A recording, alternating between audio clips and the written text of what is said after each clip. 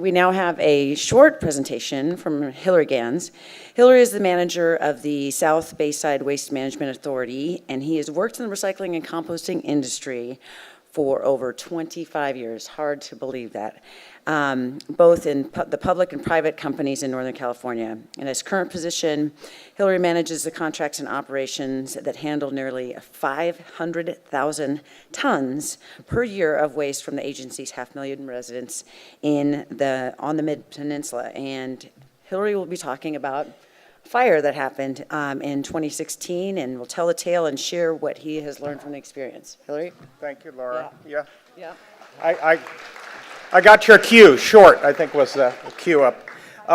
So let me compliment Laura and the NICRA group. You guys are great. Thank you for this conference. It's one of my favorites in the industry. Lots of conferences in the industry, but they're none as fun and scrappy and local as this. So thanks again.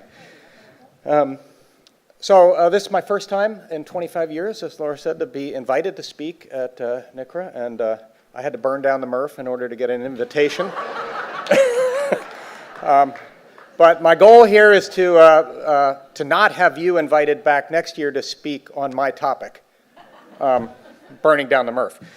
So there's a scourge in the land, folks. I'm not here to talk about Trump or China. Here to talk about something that probably every one of you have in your pocket. A lithium-ion battery, and we've had some experience with lithium-ion batteries. So that's what I'm here to talk about, not really the fire. So I have some videos, and we'll see how those go too.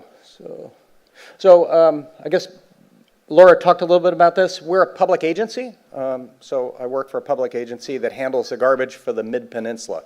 So sort of south of San Francisco, the south of San Mateo County, about half that county. 500,000 residents and 10,000 businesses.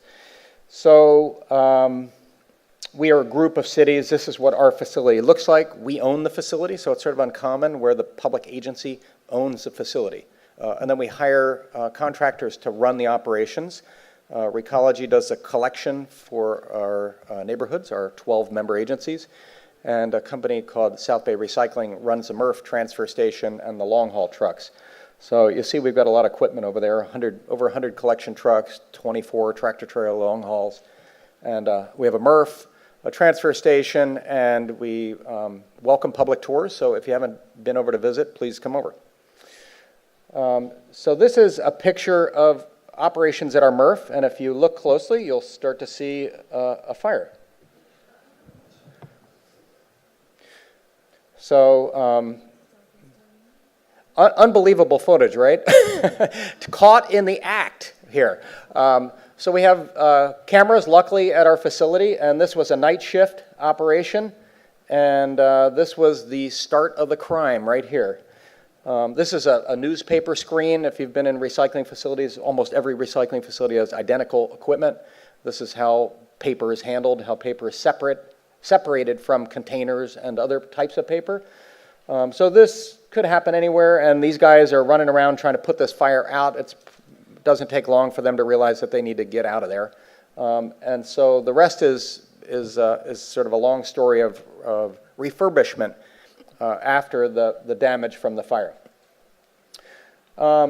So this fire happened in September 2016, so it's almost 2 years ago, a year and a half ago. And it took us a long time of soul searching to figure out what was the problem, what was the cause of the fire. I have this video, and you'd think it'd be kind of easy to just figure out, okay, well, what caused that fire? We don't know, the answer is. The forensics, we've had many experts look at it, and nobody's clear about it. But it dawned on me that this was most likely caused by a lithium-ion battery. And I'll give you a little more presentation, and then we'll get to the lithium-ion battery part.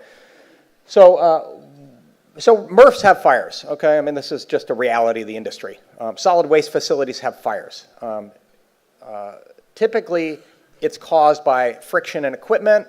It's caused by a load that came in, and that load immediately has something hot in it that causes fire. So you usually have a pretty quick identification to the fire.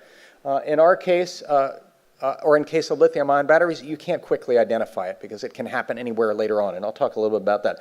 But the consequences are pretty big. Obviously, we spent a lot of money repairing our facility, but also we had a hell of a time getting insurance again. And this is a fact for the recycling industry, that recycling industry is under pressure from insurance industries where they're not insuring recycling facilities. So if recycling facilities can't get insurance, there's a question of whether they will be in business. So that's really kind of where the rubber meets the road, in addition to having an expensive fire. So here's another example of a lithium-ion battery, and I'm on the forklift, and I, in fact, have this battery in my hand that's right there. So this is a sister to that exact battery, and this is just we went out in the parking lot and decided to have some fun. This is evidence that these batteries, and if you want, you can spend a couple days on YouTube just watching lithium-ion battery fires. It's really, can be very entertaining if you don't have anything, and you can be doing work at the same time. You can say that you're doing work. I could talk forever about this topic, but this is my last slide, and this is fire incidents at our facility. And you can't read all the stuff there, but you can see the graph. And the blue line is total fires. From 2013, we've been tracking fires. And 2017 is the end point of the graph. 19 fires last year, 12 of which were caused by lithium-ion batteries. We get 5 lithium-ion batteries per hour down our sort line. That was a year ago we did that test. I just did that test again at the MRF, and we're now getting 13 lithium-ion batteries per hour. So just to break it down for you, if you're getting lithium-ion batteries, if you're recycling, you're getting lithium-ion batteries. If you're getting lithium-ion batteries, you're going to get fires. And it's pretty hard to come up with any other conclusion than that. So my goal is to educate you about this issue and then pass on our research and our knowledge to anybody who's interested. So if you're interested in our reports and our sort of exploration in this, just give me a call and follow up. So thank you.